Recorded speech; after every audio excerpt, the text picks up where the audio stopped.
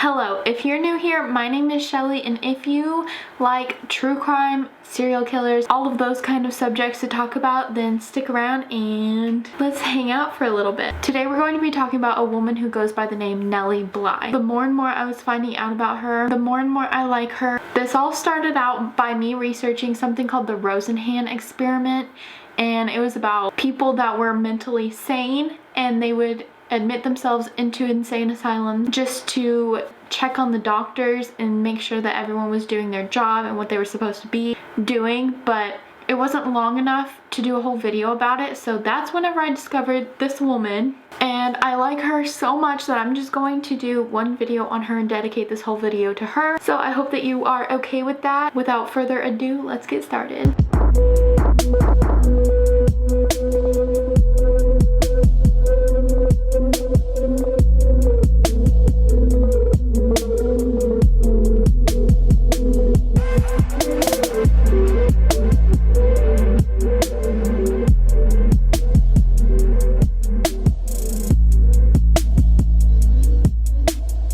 Nellie was actually born with the name Elizabeth Cochran, and she was born in May of 1864. She was actually born in Cochran Mill, Pennsylvania. Now you might be thinking, wow, she was born with the same name as her town? Yes, because her father, whose name was Michael Cochran, owned a mill, and he owned a bunch of farmland, and they had their farmhouse, and so the little town was named after him. He was a merchant, postmaster, and an associate justice, so that's why that town was named after him. Now Michael here was a busy boy because he married a woman named Catherine, and he had 10 children with her, and then they got divorced, and then he married a lady named Mary Jane, and he ended up having 5 children with her, and one of these 5 children was Elizabeth Cochran, who we know by Nellie Bly. Now when Elizabeth, or Nellie, was little, I'm going to be calling her Elizabeth right now, but just know that her name changes to Nellie. When Elizabeth is little, she actually has the nickname Pinky because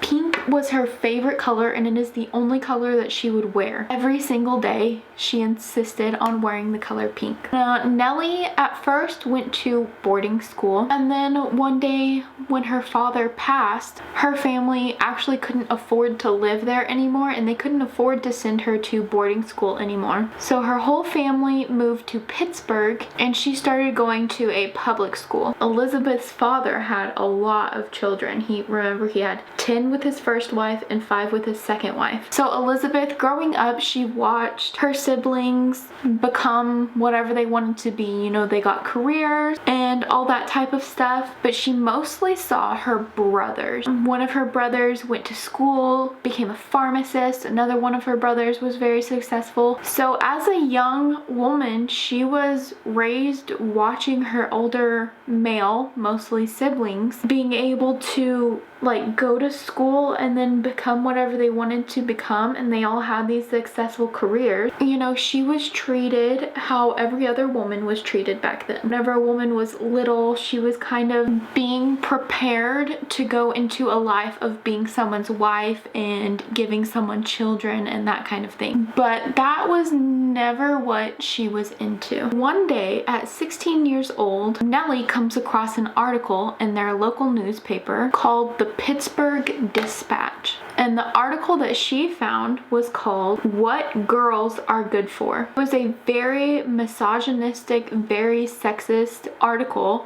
that some lonely old man wrote. I mean, I'm not sure, I'm just assuming. And he was basically saying that women are only good for 2 things: cleaning the house and having children, and that's all they can do. So Elizabeth, being the progressive gal that she is, decides to write the newspaper, and she goes under the pseudonym Lonely Orphan Girl. Whenever she writes into the newspaper, she tells them what she thinks about that.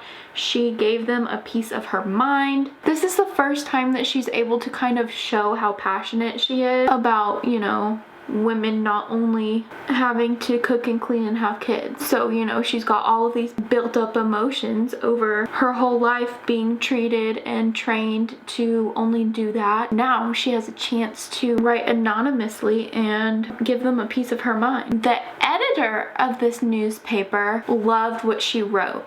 And a few days later, Elizabeth noticed an article in the newspaper asking for whoever wrote in under the pseudonym Lonely Orphan Girl to present themselves and come to the paper because he wanted to offer her a job because he loved her writing so much. And so she did. Up to this point, it wasn't really her dream to be a journalist or anything, but she knew that she wanted to go and have a career in something. And apparently she was really good at writing because she got a job at this newspaper place, and she was hired to write an article called The Girl Puzzle, and she was supposed to write stuff about fashion, things girls would be interested in. Keep in mind, these people are very sexist. This is what they thought. This isn't what I think. The men at this newspaper were like, she's a woman, so she's gonna be good at writing about fashion, writing about makeup, writing about hair, all that type of thing, writing about cleaning. You know, that is literally what they expected her to write about. But one day, she writes an article about how divorce affects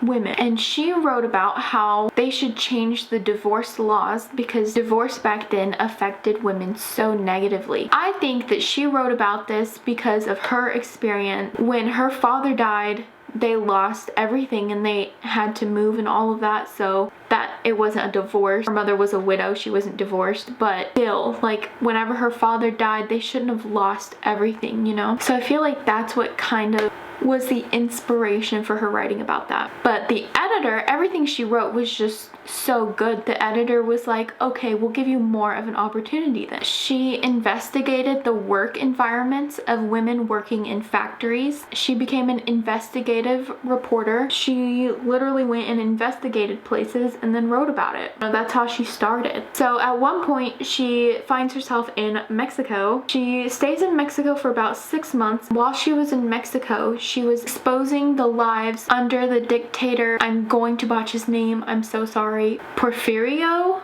Diaz, and how he was being a dictator and suppressing the people and controlling the news and media. And then she discovers that there were other journalists in Mexico and they had actually been put in prison for writing negatively about this dictator and the government there. She moves back to America because she is not about to get arrested. She was never scared of what they would do to her. She just didn't want to get arrested. You know, like, I don't know of anyone who would want to get arrested. But she returned to America and she continued writing about all of this stuff. Now, all of these businesses that she was exposing, all of the owners were getting fed up with her. All of these owners have these huge corporations and they were not treating their employees as well as they should have been.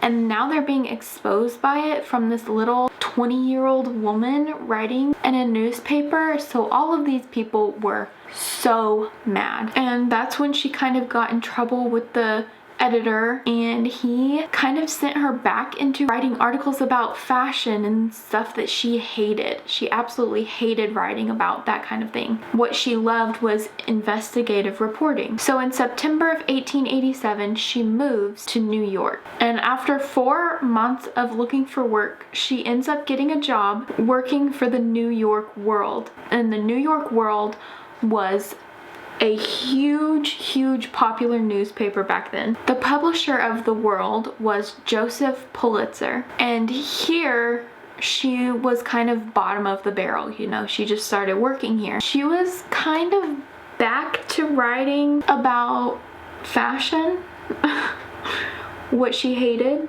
Eventually, she went to the editor herself and she was like, basically, I have so much potential. I could be writing amazing stories.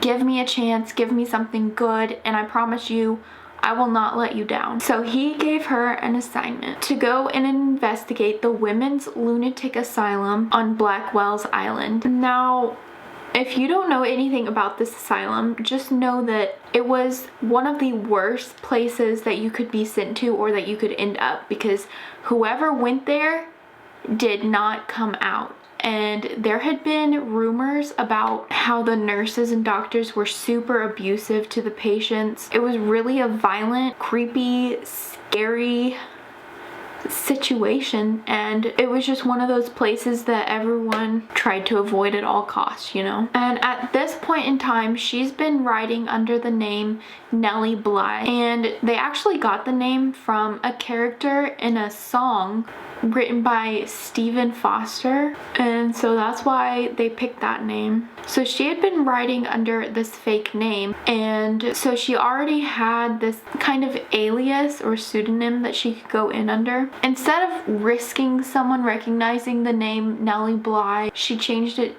to Nellie Brown. Creative, I know. And this woman was not afraid of anything. So whenever they told her to go into this asylum and report on what was happening there, she did not hesitate. The only question she had was, how are you going to get me out? And they said, don't worry, we know exactly how, it'll be fine. Just go in there for like one night, a couple days, whatever, and then we'll get you out. So this woman was not afraid of anything. All she wanted to do was expose evil people, just let everyone know what was going on in all of these businesses and stuff. And now she has this huge opportunity to get promoted and to also write something about this crazy asylum that no one knew what went on and everyone talked about. It was just a huge opportunity for her, and she was not going to think twice about it. Nellie actually started preparing herself to look like an insane person. She was determined to get into this asylum,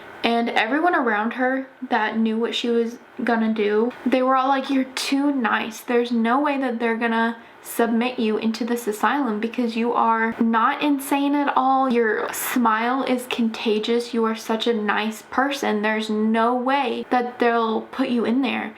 And her response to them was, then I won't smile anymore. Like, that is how determined she was to get in there. She was like, I'm dedicated to this. I'm going to get in there.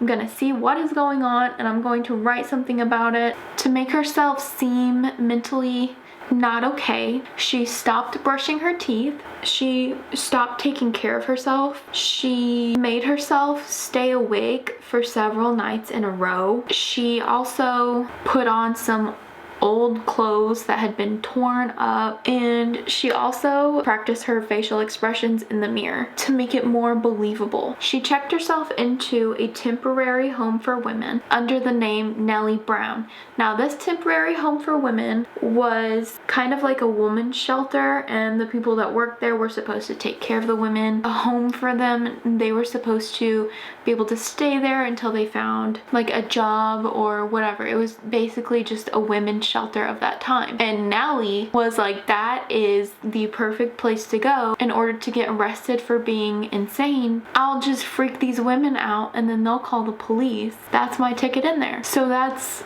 literally what she did. She checked herself into this home, and she actually had a roommate, and at night she would just be wide awake and just stare out the window, make herself kind of unapproachable. And the woman that was supposed to be her roommate did not want to sleep in the same room as her. She refused to. So Nellie wasn't there for very long because she had been accusing the other women of things that they definitely didn't do. She would yell at them. She'd be like, you stole my luggage, or just accuse them of different things. And it worked because eventually they called the police on her, and the police arrested her, and she ended up going to court. When she was in front of a judge, she started talking in an accent and making them think that she didn't know what was going on. They thought that she was from Cuba because of the accent that she put on. They would ask her questions like, where are you? And she would say she didn't know where she was. They would tell her that she was in New York. She would scream at them saying, no, I'm not. And this woman was really selling the fact that she had amnesia or that she had some type of mental disability, and they bought it. She also wouldn't blink whenever they had a doctor come in and talk to her and look at her. And the doctor was like, there's definitely something wrong with her. We need to get her to a hospital or somewhere immediately.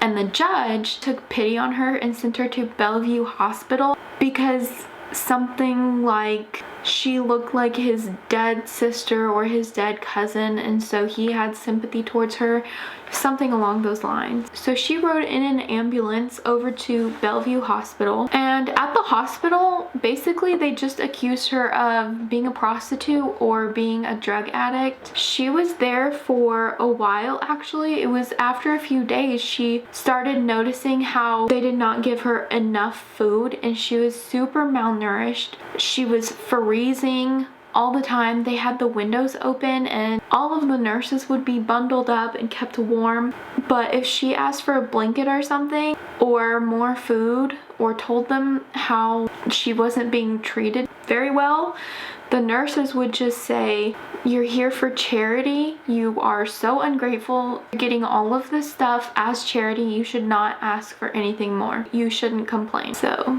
the nurses there were low-key abusive. Nellie was determined to get to that asylum. She continued to act like, again, she had a mental disability or something, telling them that she was hearing voices or acting like she didn't know her name, that kind of thing. So she was actually sent to an asylum, but it was a very small asylum. It wasn't the asylum on Blackwell's Island just yet.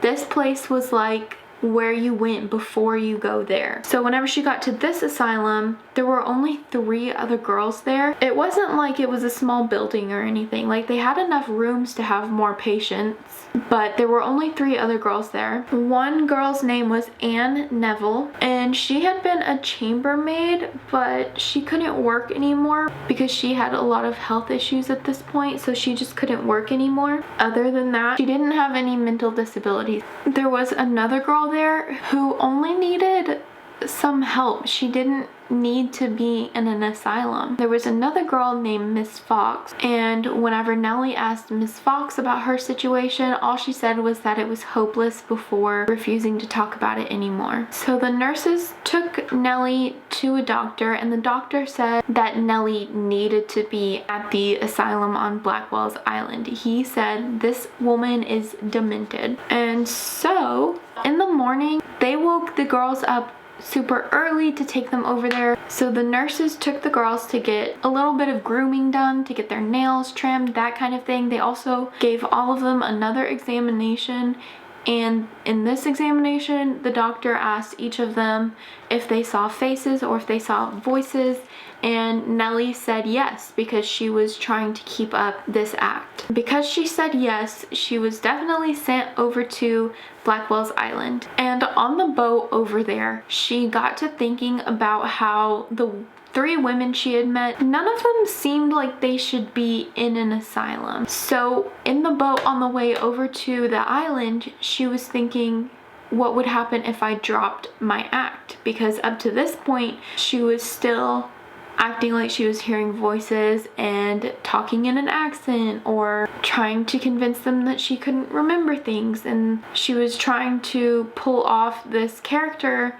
and now she decided to just kind of be herself and see what happened. The first night that she was on the island, Nellie said that the nurses bathed all of the girls in freezing cold water. They would put one of the girls in a bathtub, pour 3 buckets of ice cold water on them, scrub the crud out of them. But whenever they bathed these girls, they would not change the water out of the bathtub. Like, they would put one girl in it, scrub them to heck, and pour ice cold water over them, and then whenever they got out, they used the same towel on every girl to dry them off, and then put them in the same clothes that they had on before. And then they would only change out the water whenever it got thick and too dirty to use.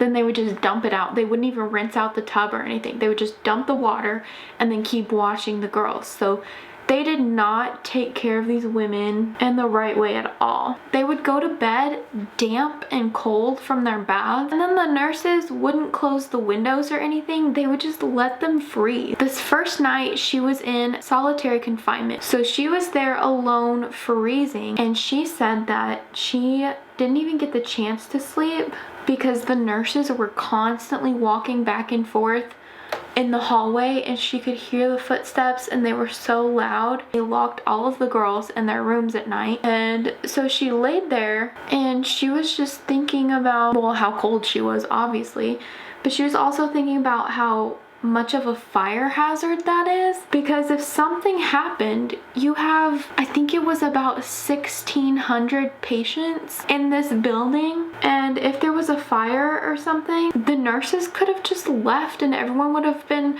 locked in their room. She just thought about how no one would risk their lives to save the insane people at the asylum. That's how little they cared about these women. The next morning, she found a spider in her breakfast. I know some people who would see the spider and immediately just be like, you know what? I've been lying to you. I shouldn't be here. I am not supposed to be here. I'm actually a journalist. You know, see you later. See you on the flip side. I don't eat spiders.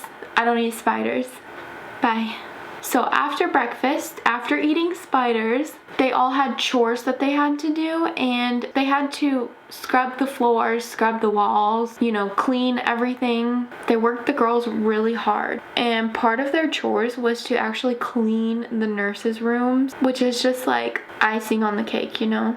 So after doing all of their chores, then they would all go and have lunch. And she said for lunch they had moldy hard bread and prunes and spoiled meat that they had to eat with their hands. After lunch, they had to put on a white straw hat and a shawl to go outside and walk around. All of the patients had this outside time, and during this time was the first encounter that Nellie had with women that were staying in the rest of the building, because this building was huge. Okay, on this island they had a poorhouse, a smallpox hospital, a prison, and the asylum, and every building was like huge. The asylum had like different wings, and whenever she saw a specific group of women from one of the other wings of the asylum,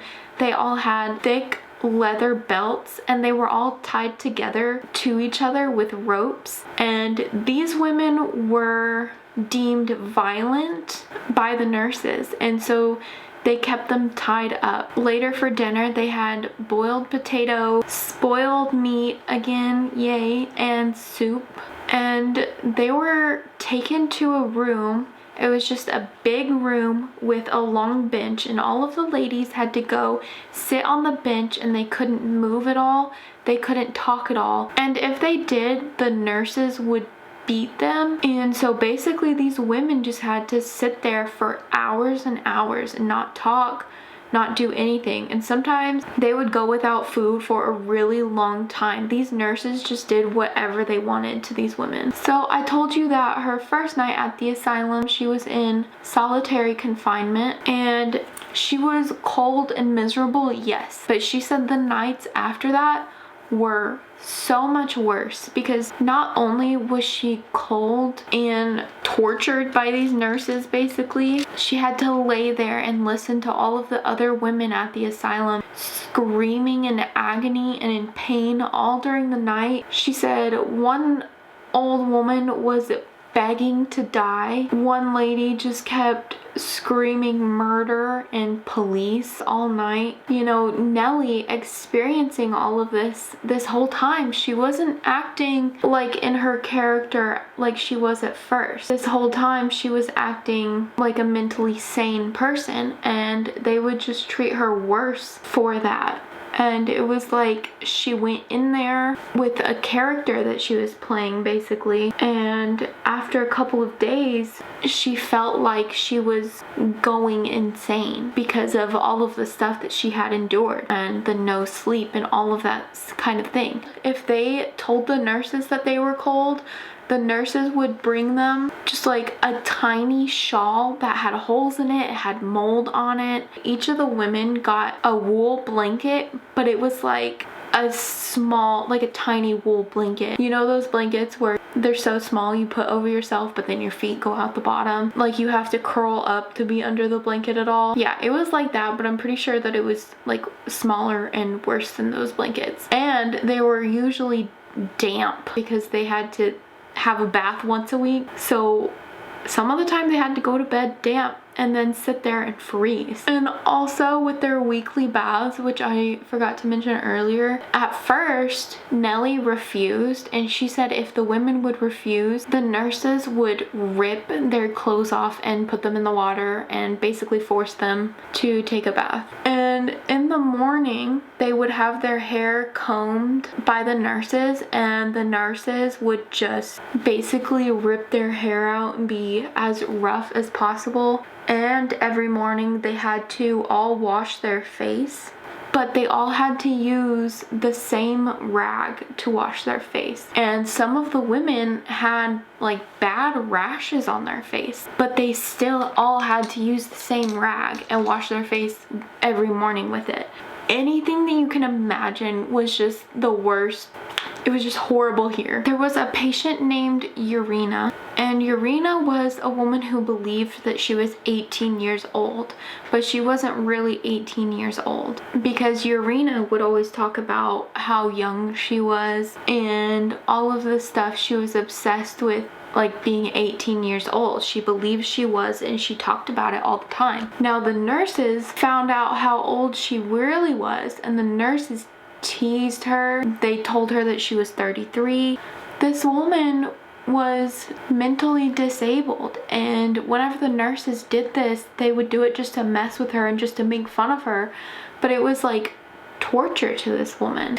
One day the nurses were particularly being mean to her, and Urena was upset because she believed she was 18. She didn't want to be 33 like they were telling her that she was. And so the nurses ended up beating her. And Nellie said that the next day she had fingerprints on her neck, like the nurses had been choking her, and it was just horrible. Now Nellie is a journalist, so while she's in here, she's asking the girls like about their experience and about what all went on before she even got there. So the women told her of a girl who, her punishment for crying was she was beaten with a broomstick. The nurses tied her hands and feet together and put her in the bathtub filled with water. So she was just left in the water with her hands and feet tied. They tied a sheet around her head and neck, and they put her in this cold water, and they left her to drown. And she ended up not drowning. She actually survived.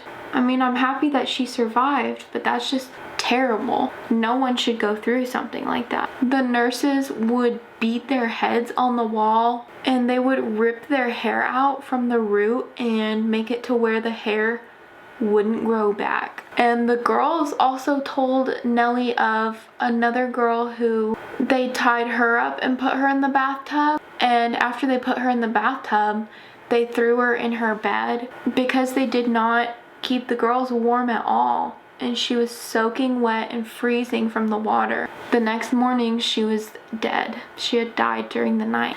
And that was a woman who had fought back against being beaten. The girls saw what happened to them if they fought back, so a lot of them just didn't. Now, if the patients had good behavior, they were able to attend church on Sunday because they had a Catholic church on the island. Now, the whole time the women were there, they were frequently examined by doctors, like multiple times a day sometimes. And whenever the women were examined, they would be telling the doctor that they shouldn't be there and that they were mentally sane and that they should not even be at the asylum. And there were women there who were just immigrants from other countries, and they just couldn't speak English, but someone had labeled them as incoherent or insane, and they got sent to this place, which is terrible and sad. They didn't do anything. The only thing that they did was not be able to speak English, and that's not even their fault, you know? But whenever the women would try and tell these doctors how they shouldn't be there, the doctors would threaten to sedate them with morphine, and the doctors wouldn't do anything to help the women or to get them out. And I'm going to quote what Nellie said in one of her articles. She said, "What a mysterious thing madness is. I have watched patients whose lips are forever sealed in perpetual silence. They live, breathe, eat. The body was missing." So Nellie later said that she had such a small regard for doctors and an even bigger one for herself. And a lot of articles, whenever she started writing about this place, described it as a human rat trap because it was so easy to get into and impossible to get out, basically. So whenever she would go and see the doctors, she wasn't putting on her act anymore, and she was described as level-headed from the doctors. One doctor rewarded her by sending her to Hall 7, and in Hall 7 is where they were a lot nicer to the patients, and she actually convinced the doctor to let her take a friend to Hall 7 with her. And they had a piano in this wing. They taught the patients how to sing, and so she got to meet a lot more women who were stuck there. It was a bit of a nicer wing than what she had been used to. Now, outside of the asylum, she had friends who went to the authorities and they requested to have her put into their care, and they said that all she had to do was consent. Obviously she did, and that's how she was able to get out. And it was a lot easier to get in than she thought it would be, because remember, she was very scared of people not believing that she was meant to be there. And then it turns out that it was a lot easier to get out than they thought it would be. All she needed was someone to request to transfer her into their care, which is so sad because if you think about it, it was pretty easy for her to get out. But all of the women who had been stuck there, did they not have anyone who was able to go and get them out? It's really sad. So Nellie wrote articles, and later her articles were turned into a book called 10 Days in a Madhouse. She exposed the asylum for how they were treating their patients and for everything that they were doing to these women. She was summoned in front of a grand jury to tell them about her experience, and her and this jury went and visited the asylum, but the asylum knew that they were coming, and they cleaned the place up, and they tried to make it look like Nellie was lying about everything. So instead of wearing the exact same dress every day, the nurses had new dresses for all the patients. Everything looked nice and clean. Everyone seemed to be in good shape. The nurses even moved around patients that Nellie had gotten close to so that she wouldn't be able to find them. And Nellie even asked about a Mexican woman that she had gotten to know, and whenever she asked about her, the nurses acted like they had no idea who she was talking about. But the jury ended up believing Nellie, even though the nurses had tried to cover up everything that they were doing. They actually believed that Nellie was telling the truth about her experience. They agreed to add $1 million to the budget for the mental care program and to reform the asylum. The majority of the nurses got fired, the doctors got fired, and it was well deserved because they were all terrible people. Not only were they keeping people that were mentally sane there and torturing them, but they were also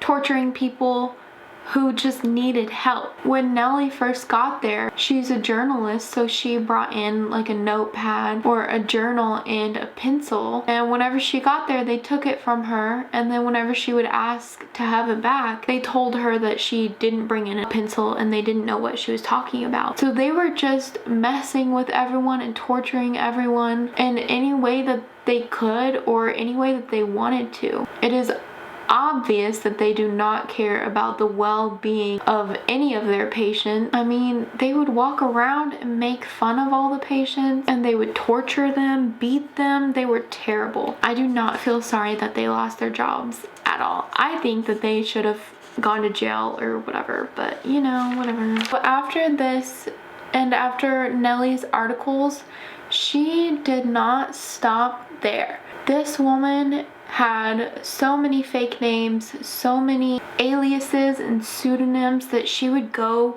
undercover and expose so many more businesses and so many terrible people. Before this time, people had been doing this. It was called stunt journalism, I believe. So people had been doing this before, but it was never like a 23-year-old woman doing it. This woman was well known and people just thought that she was so cool and so amazing, which they should. And I'm really sad that I did not learn about her in school at all, because she is a pretty amazing woman. Let me tell you a few more things that she did. Nellie said that she was a maid looking for work, and she uncovered 2 employment agencies that were just taking advantage of people and exploiting people. She went under the name Alice Bostwick and went undercover as someone trying to sell her newborn baby and exposed a man buying babies. She posed as a wife of a man who had a patent, and she was posing as like his wife trying to sell his patent, and she ended up exposing a corrupt lobbyist, and he actually came out and said that she was lying, and he got all upset, but he got caught. She went under the name Helen Walcott. She got herself arrested for grand larceny to do a report on the treatment of women in prisons. She also went to a clinic in perfect health under the name Nora Simpson, and the doctor tried to take out her tonsils. One time she spent a week as a chorus girl. I mean, this woman was just non-stop exposing terrible businesses, exposing terrible people. I guess I was feeling a little spooky to go for a black lip today. Nellie went to the editor of her paper that she was still working for, and she wanted the story of going around the world in less than 80 days. She wanted to break the record, and he told her that she was not able to because she was a woman and she would require too much luggage, and there's no way a woman could make it around the world by herself without a man accompanying her. And that just made her even more determined. He told her that he already had a guy doing it, and she told him, let us leave on the same day and I will beat him. This woman was determined to just break the boundaries that people set on women back then. So Nellie left, and she ended up making it around the entire world in only 72 days.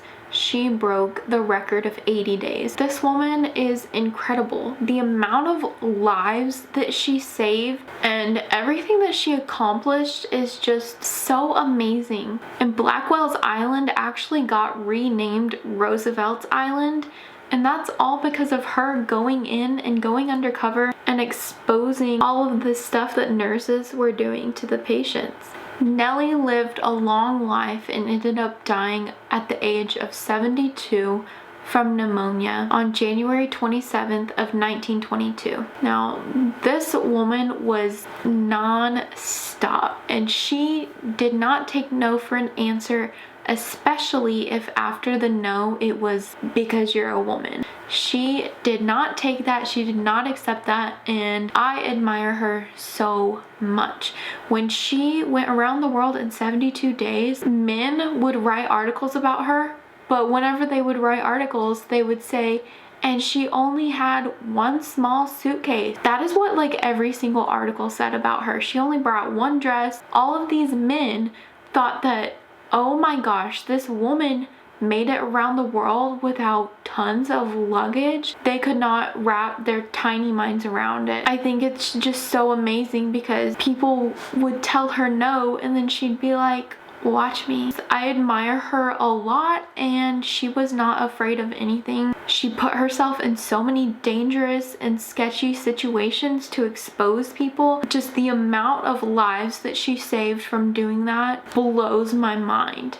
She put out an article every week. She had a new persona, a new character, a new pseudonym. She was exposing a new person like every week pretty much. So let me know what you think about Nellie Bly and her story. I think she's a really cool gal and she's definitely someone to look up to. Before you leave, don't forget to give this video a thumbs up because I like it when you like it, and also hit the button down below and subscribe to my YouTube channel if you like true crime, mysteries, story of serial killers, conspiracies, and that kind of thing, and you also like makeup, then you should probably stick around, maybe join the fam. And don't forget to follow me on all my social medias. It's Shellie G MUA on Instagram, TikTok, and Twitter. Snapchat is irrelevant, but if you want to see my makeup looks without having to hear me talk, that is where to go for that.